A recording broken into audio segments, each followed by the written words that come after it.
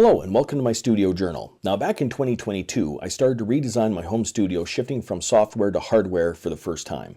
What began as a few videos for some curious students soon became an ongoing unfiltered record.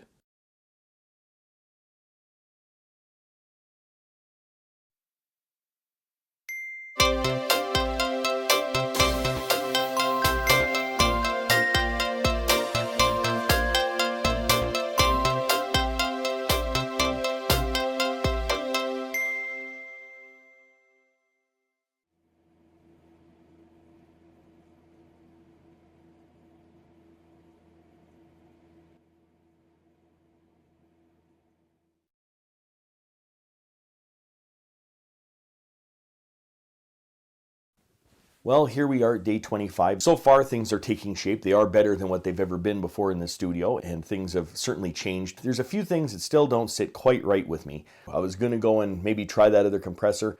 Well, I don't have to worry about that at least until October 7th when they're expecting more stock, which means that I can open up this thing and maybe finish off or tidy up that rack a little bit. The other thing is over here, there's that DeepMind 12 that's right there. That doesn't really sit well with me there. I thought that it was going to be great because I thought the keyboard underneath it would operate it, but it turns out that they both have a device port on them, so I can't connect them via USB. It would have to be with a regular MIDI cable.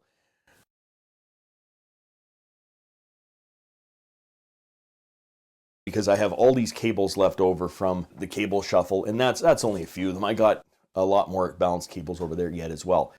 I'm not going to go back and re-cable everything. All I'm going to do is use one of these connectors that just connects the two TRS together like this. Voila, and that will be good enough. First off, let's get that rack tidied up.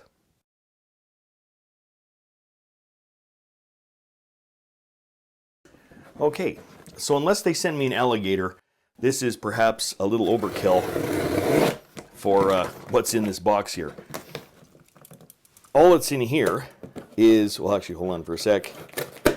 Not left-handed, so, or it's hard to go at that. Anyhow, hard to get this angle when you're right-handed. Anyhow, all right. So let's take a look and see what we got in here. Paper and this right here. Yeah. So the question is, what are these things? Well, let's take a look and see what these things are. Oops. I know what they are, of course. Actually, I'm going to go like this. I'm not going to bother doing it all nice. Anyhow, so here we have two 1U racks of vents and that sort of stuff. That'll cover up the two spaces that we have in the rack unit right now. I did this so quick that I didn't realize, I don't think the last ones came like that, but it even comes with the nuts and bolts to put these things on. I don't even have to use any of the ones that I have here. Cool.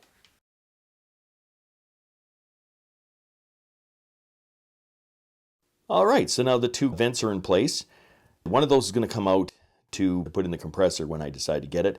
Originally, those were for that over there. So I still have to deal with those particular power units to figure out how I'm going to fill in the spots there. And I have to have that other shelf there. This is the next thing I think I'm going to deal with, is the DeepMind 12.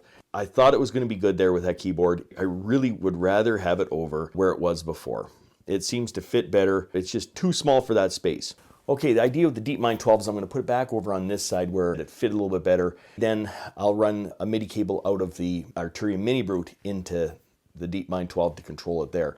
It's a smaller keyboard if you're doing chords and stuff like this. There's that to deal with. Plus there's getting the universal audio interface actually hooked up. There's also getting the mixer hooked up to the Akai Force, but it really should be one of the things. It should be move the DeepMind 12, try out the Akai Force in a different spot, hook up the UA audio interface. One of those things is going to happen. Which one, I don't know.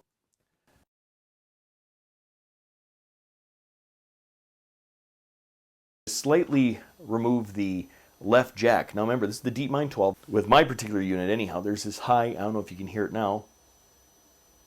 Maybe you can, maybe you can't, but it's a really high-pitched squeal. But anyhow, if I just remove this left jack just a little bit, I don't know if you can hear that, you're getting a radio signal. So there's a radio station. I think actually it's multiple radio stations, but Anyhow, so that's something that I got to deal with as to why that's happening and fix that. Because obviously, remember when I said all the cords back there were maybe piling up and creating a great big antenna? Well, that's, I think, what what's happening here. But anyhow, so this is one of the things I'm going to have to deal with. This didn't do it when it was over on the other side.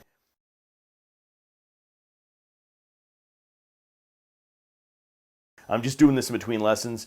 I don't really want to start on anything that's really like a large project, have everything torn apart. Because right now everything's all clean, it just hasn't been vacuumed yet. I don't want to start any big projects, so we'll kind of see how far I get.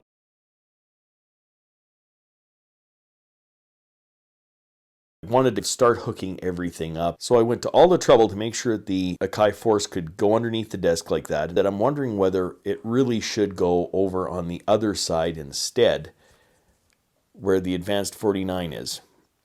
I don't know if I want to put it there yet, but if I was going to have the two modulars sitting up there, the Akai Force has the CV outs to control all the modular gear. Am I going to be able to find a modular cord that will be able to go all the way from here to the modular unit, or would it be better for me to have it closer by?